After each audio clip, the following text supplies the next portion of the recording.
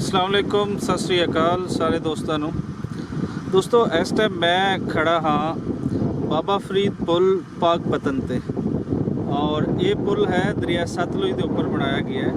ਨਵਾਂ ਪੁਲ ਹੈ, ਕੁਝ ਸਾਲ ਪਹਿਲੇ ਬਣਾ ਹੈ ਔਰ ਇਹਦੇ ਤੇ ਤੁਸੀਂ ਦੇਖ ਰਹੇ ਹੋ ਇਸ ਟਾਈਮ ਕਿ ਇੱਥੇ ਪਾਣੀ ਜਿਹੜਾ ਇੱਕ ਸੈਲਾਬ ਦਾ ਰੇਲਾ ਪਿਛਲੇ ਦਿਨ ਇੱਥੇ ਬਹੁਤ ਵੱਡਾ ਇੱਕ ਸੈਲਾਬੀ ਰੇਲਾ ਗੁਜ਼ਰਿਆ, वो इस टाइम तक गुजर चुका है और जितनियाँ उससे तबाहकारियाँ सी वो हो चुकी हैं।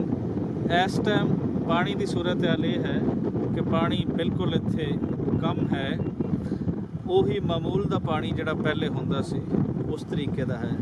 लेकिन ये है कि असी जिथे तक देखिए उत्थे तक सानू पानी ही पानी नज़र आंदा है और उहदे विच कुछ तो ये है कि लोगों ने ਜਿਹੜੀਆਂ ਕੋਈ ਇਨਸਾਨੀ ਆਬਾਦੀਆਂ ਸੀ ਉਹ ਦਰਿਆਵਾਂ ਦੇ ਵਿੱਚ ਬਹੁਤ ਜ਼ਿਆਦਾ ਹੱਦ ਤੱਕ ਅੱਗੇ ਦਰਿਆ ਦੇ ਵਿੱਚੋਂ ਉਤਰ ਗਏ, ਜਿਸ ਕਰਕੇ ਦਰਿਆ ਨੂੰ ਕੋਈ ਰਸਤਾ ਹੀ ਨਹੀਂ ਮਿਲ ਰਿਹਾ ਸੀ ਕਿ ਮੈਂ ਜਾਣਾ ਕਿਹੜੇ ਪਾਸੇ। ਔਰ ਯਕੀਨਨ ਫਿਰ ਉਸ ਤੋਂ ਬਾਅਦ ਜਿਹੜਾ ਦਰਿਆ ਦੀ ਤਬਾਹੀ ਦਾ ਇੱਕ ਸਿਲਸਿਲਾ ਉਹ ਹੋਣਾ ਸ਼ੁਰੂ ਹੋਇਆ ਔਰ ਦਰਿਆ ਸ਼ਾਇਦ ਸਤਲੁਜ ਦਾ ਪਾਣੀ ਜਦੋਂ ਦਾ ਇੱਕ ਸਿੰਧ ਤਾਸ ਮੁਆਹਦਾ ਜਿਹੜਾ ਹੋਇਆ ਹੈ ਉਸ ਦੇ ਤਹਿਤ ਦਰਿਆ ਸਤਲੁਜ ਇੰਡੀਆ ਨੂੰ ਵੇਚ ਦਿੱਤਾ ਗਿਆ ਸੀ। ना सिर्फ दरिया सतलुज बल्कि इस दे नाल ब्यास और रावी ये एक मुआहदे के तहत जिहड़ा एक इंडस वाटर ट्रीटी है उस दे तहत ये दे दिता गया सी, इंडिया को दे दिता गया सी।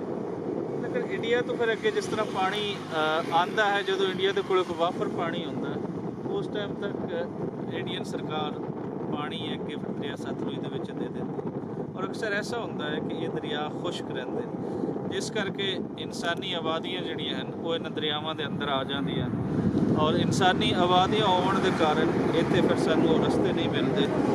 तो जिस तरह जिवें ही पानी का रेला आएगा वो तबाही का बायस बनेगा। पाकिस्तान गौरमेंट नूं पंजाब की हुकूमत जिहड़ी इत्थे है उन्होंने ये चाहिए है कि जिहड़े दरियावां दे रस्ते हैं वो साफ रखे जाण, इस हद तक इंसानी आबादी अंदर आबाद ना होने दित्तियां जाण कि जिहड़ी सूरत हाल जदों थोड़े जे पानी आने नाल होंदी है ताकि उस तो बच सकिया जाए। दूसरी साइड ते मैं तुहानूं कुछ दिखाना हाँ कि दूसरी साइड तो किस तरह का व्यू है।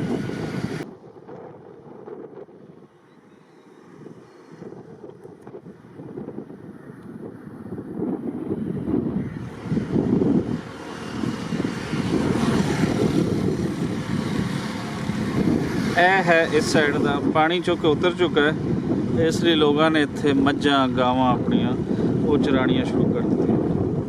और यह है दरिया का दूसरी रुख, दूसरी साइड जिथे तक नज़र पैंदी है उत्थे तक दरिया का पानी ही पानी है। अजे भी वो निशानदेही कर रहे हैं कि इत्थे तक पानी रहा है। इस तो बाद की जो सिचुएशन है असीं तुहानूं वो दिखा रहे हैं।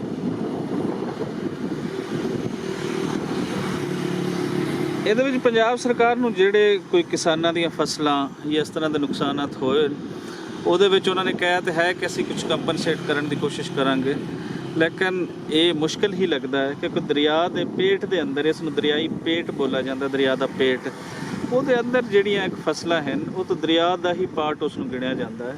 ਸੋ ਉਹਦੇ ਤੇ ਨਹੀਂ ਲੱਗਦਾ ਹੁਕੂਮਤਾਂ ਵਾਅਦੇ ਕਰਦੀਆਂ ਹਨ।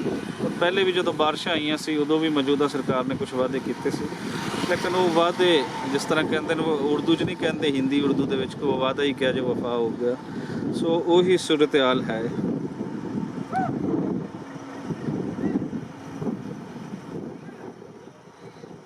ਇਹ ਇੱਕ ਗਾਂ ਜਿਹੜੀ ਇੱਥੇ ਚੱਲ ਰਹੀ,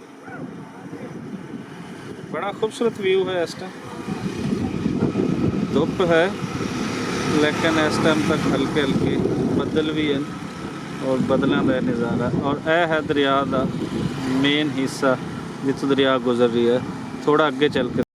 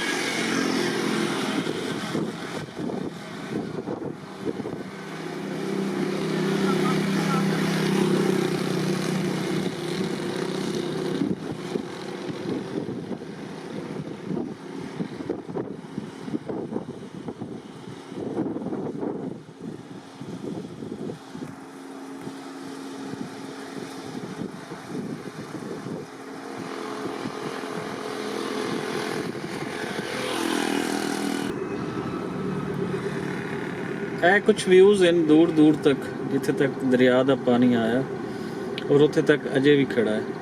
ਇੱਕ ਪੁਲ ਤੋਂ ਮੈਂ ਅੱਗੇ ਕੋਈ 1.5-2 ਕਿਲੋਮੀਟਰ ਆ ਗਿਆ ਹਾਂ ਮਾੜੀ ਵਾਲੀ ਸਾਈਡ ਤੇ, ਲੇਕਿਨ ਉੱਥੇ ਅਜੇ ਵੀ ਪਾਣੀ ਨਜ਼ਰ ਆ ਰਹੀ ਹੈ। ਇਹਦੇ ਵਿੱਚ ਜਿਤਨੀਆਂ ਫਸਲਾਂ ਸੀ, ਹਜ਼ਾਰਾਂ ਏਕੜ ਫਸਲ, ਲੱਖਾਂ ਏਕੜ ਫਸਲ ਉਹ ਤਬਾਹ ਹੋ ਚੁੱਕੀ ਹੈ, ਜਿਸ ਤਰ੍ਹਾਂ ਤੁਸੀਂ ਇਹ ਦੇਖ ਲਓ। ਯਕੀਨਨ ਇੱਕ ਇਸ ਦਫਾ ਫਸਲਾਂ ਦਾ ਜਿਵੇਂ ਨੁਕਸਾਨ ਹੋਇਆ, ਇਹ ਮੁਈਸ਼ਤ ਵਾਸਤੇ ਬਹੁਤ ਖਤਰਨਾਕ ਸੂਰਤ ਹਾਲ ਹੈ, ਕਿਉਂਕਿ ਦਰਿਆਈ ਏਰੀਆਜ਼ ਜਿਤਨੇ ਵੀ ਹਨ ਉੱਥੇ ਕਾਫੀ ਜ਼ਿਆਦਾ ਫਸਲਾਂ ਹੁੰਦੀਆਂ ਰਹੀਆਂ ਔਰ ਉਹ ਫਸਲਾਂ ਹੁਣ ਸਾਰੀਆਂ ਤਕਰੀਬਨ ਉਹ ਖਤਮ ਹੋ ਚੁੱਕੀਆਂ, ਜਿਸ ਤਰ੍ਹਾਂ ਤੁਸੀਂ ਇਹ ਦੇਖ ਲਓ।